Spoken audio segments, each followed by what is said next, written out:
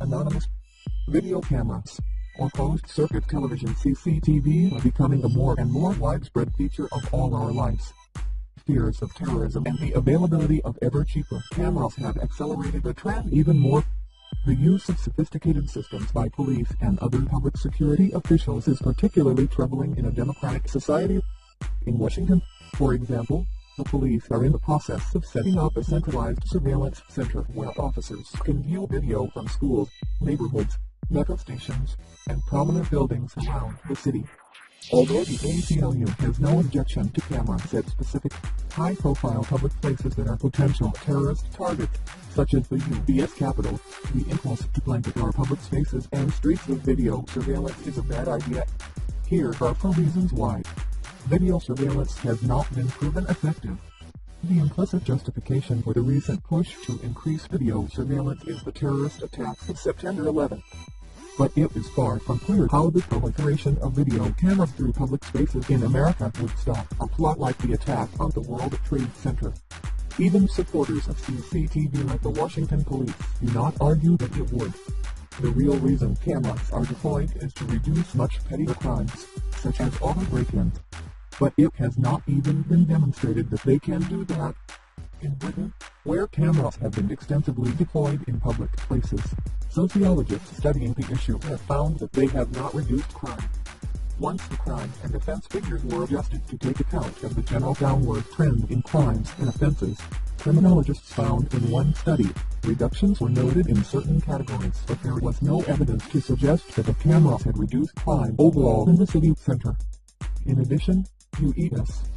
government experts on security technology, noting that monitoring video screens is both boring and mesmerizing, have found in experiments that after only 20 minutes of watching and evaluating monitor screens, the attention of most individuals has degenerated to well below acceptable levels.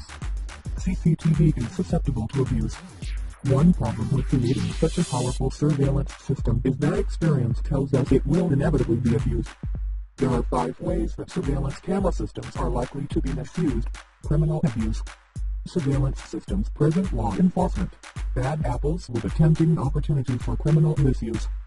In 1997, for example, the top-ranking police official in Washington, D.C. was caught using police databases to gather information on patrons of a gay club.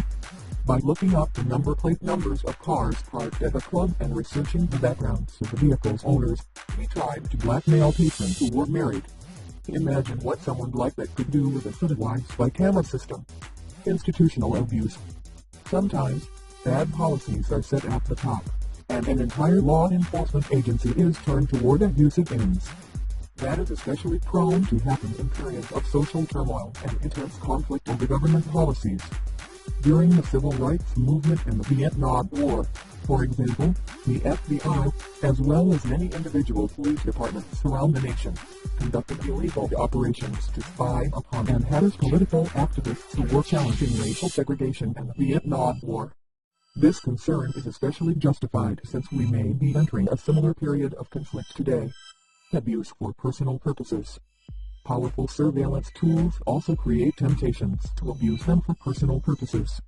An investigation by the Detroit Free Press, for example, showed that a database available to Michigan law enforcement was used by officers to help their friends or themselves stalk women, threaten motorists after traffic altercations, and trap estranged spouses. Discriminatory targeting. Video camera systems operated by humans who bring to the job all their existing prejudices and biases. In Great Britain, camera operators have been found to focus disproportionately on people of color.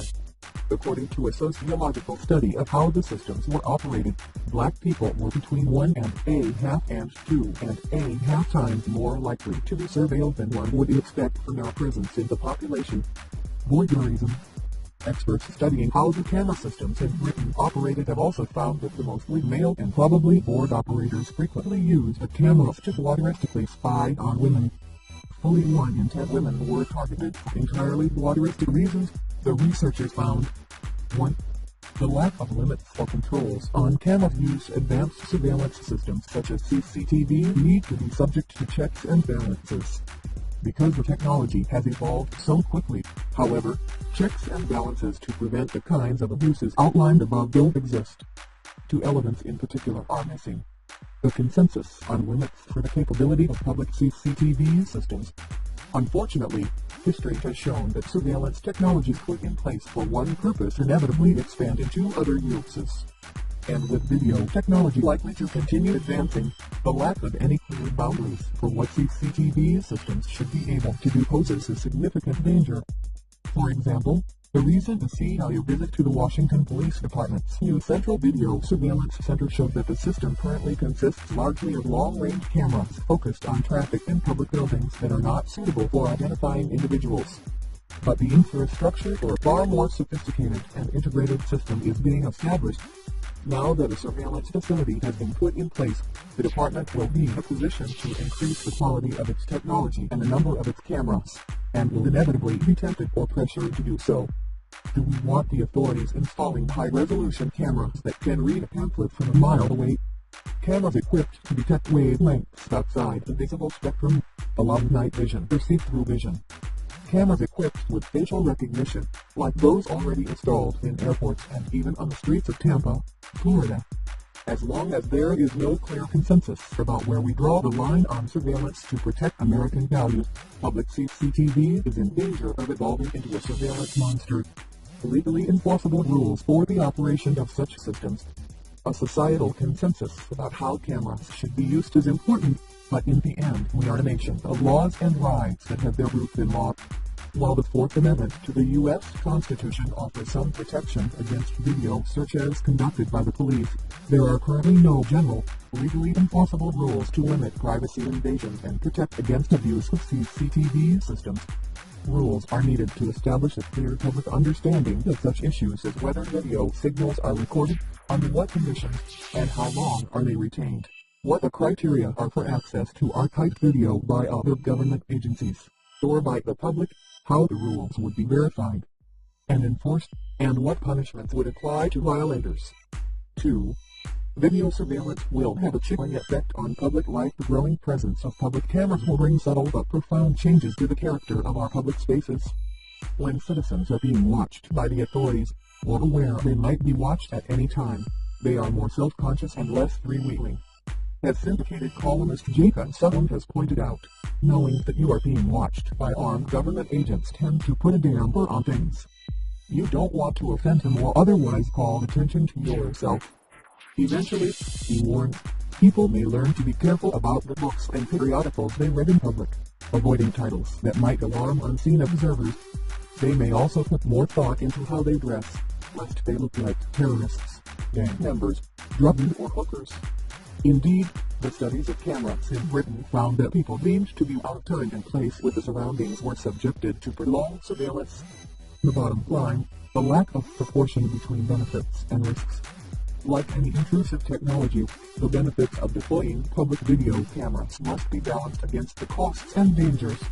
This technology has the potential to change the core experience of going out in public in America because of its chilling effect on citizens. It carries very real dangers of abuse and mission creep, and C would not significantly protect us against terrorism. Given that, its benefits, preventing that most of few street crimes, and probably none, are disproportionately small. Now, we are launching Operation CCTV. We would like you to cover your face, get your cameras, find somewhere that has CCTV and record or take its picture. We are posting images and video on our website.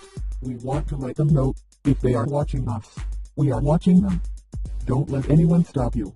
It's not against the law. If someone puts their hands on you, that is assault, and it will be on their own CCTV system. Rise up against the government. They don't need to record everything. Don't let them win. Stand up and be counted. We are anonymous. We are legion. We do not forgive. We do not forget. Respect us.